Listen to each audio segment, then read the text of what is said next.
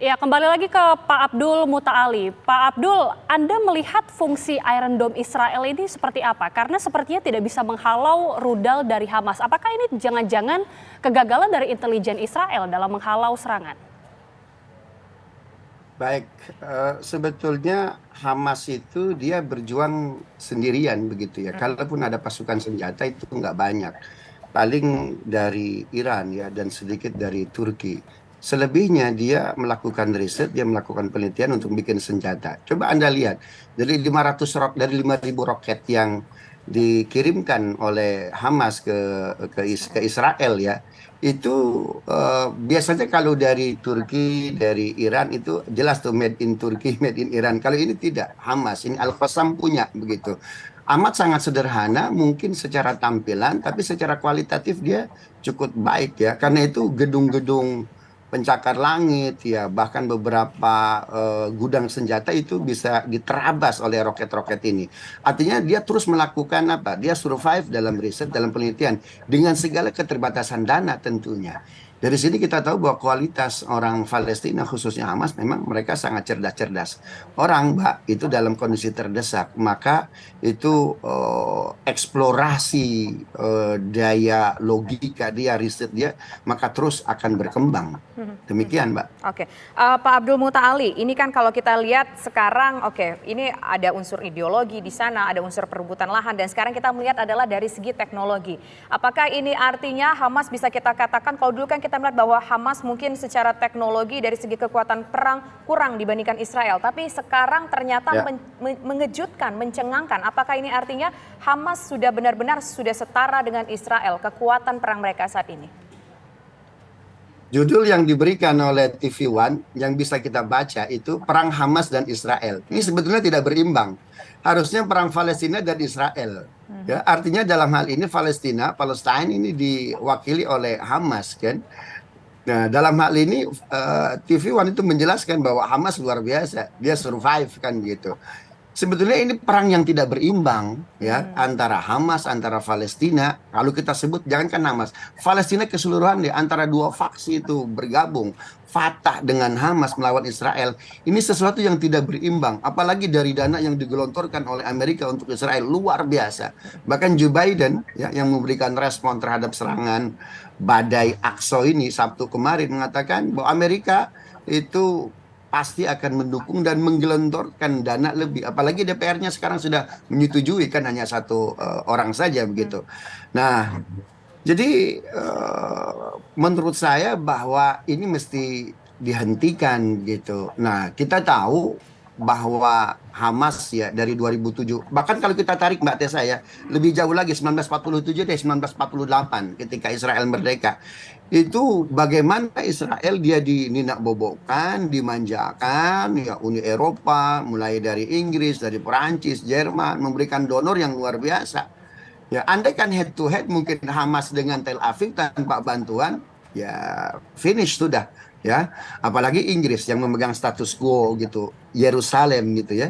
Kalau head to head tanpa bantuan internasional mungkin situasinya akan berbeda. Nah, yang tidak kita inginkan adalah eskalasi ini semakin besar. Hamas itu terkenal, Pak. Jadi dia orangnya cerdas-cerdas ya. Bahkan saya pernah satu meja begitu dengan salah satu petinggi UNICEF Asia begitu, bahwa negara dengan literasi baca riset tinggi itu Palestina dengan segala keterbatasannya. Ya, maka yang dia lakukan apa? Dia riset. Iqra-nya cukup kuat. Kenapa? Karena dia perlu membela diri. Jadi sebetulnya kasus Palestina dengan Israel ini tidak serumit yang dibayangkan para pakar. Dia ringan saja, simple saja. Sebuah negara yang ingin merdeka, haknya tolong didengar. Ya, dia bisa mengibarkan benderanya, menyanyikan lagu kebangsaannya, simple saja. Kita tidak menginginkan tentunya ini tentunya harus dihentikan. Tapi kalau melihat sejauh ini pernyataan ataupun statement dari militer Israel yang tampaknya panas, Pak, dengan serangan ini. Bahkan tentara Israel menyatakan siap berperang. Bagaimana kemudian menilik konflik ke depannya? Apalagi tadi Pak Abdul Muta'ali mengatakan ini sebenarnya tidak imbang antara Hamas dan juga Israel. Saya kira hari ini dunia terbagi dua. Ada G7, ada Bridge, Pak ya. Yang Bridge sendiri itu dua itu sudah menyatakan sedikit keberpihakannya gitu kepada Palestina dalam hal ini Hamas, yaitu Rusia dan South Africa. Nah, saya kira beberapa negara yang berpengaruh ini mesti duduk ya, gencatan senjata harus dilakukan. Kalau tidak, ya, kalau tidak maka tolong negara-negara yang lain itu jangan memperkeruh suasana seperti Rusia Ukraina hari ini yang kita tidak jelas sudah 2 tahun lebih kan begitu. Nah, kita tidak ingin bahwa konflik Israel Palestina dimulai dari Sabtu kemarin dan direspon luar biasa oleh Israel. Sekarang yang meninggal 300 dari sipil Israel, tapi dari sipil Palestina sudah 500. Oke. Ya.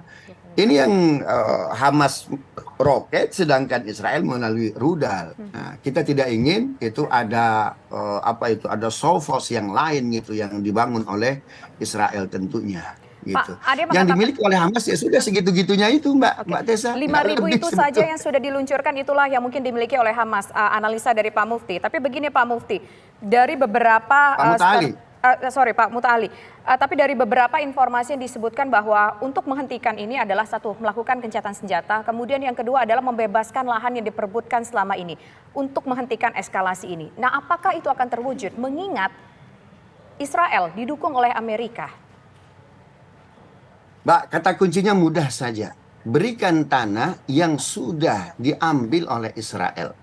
Ya, kita tidak usah mengambil tanah yang sudah dirampas oleh Israel 1948, itu kejauhan lah. Mungkin hasilnya akan zero, kan begitu. Sekarang ini tanah yang dimiliki oleh Palestina itu sisa 5%, Mbak. Ya, sisa 5%. 3% itu di Gaza, sisanya di mana? Di tepi barat.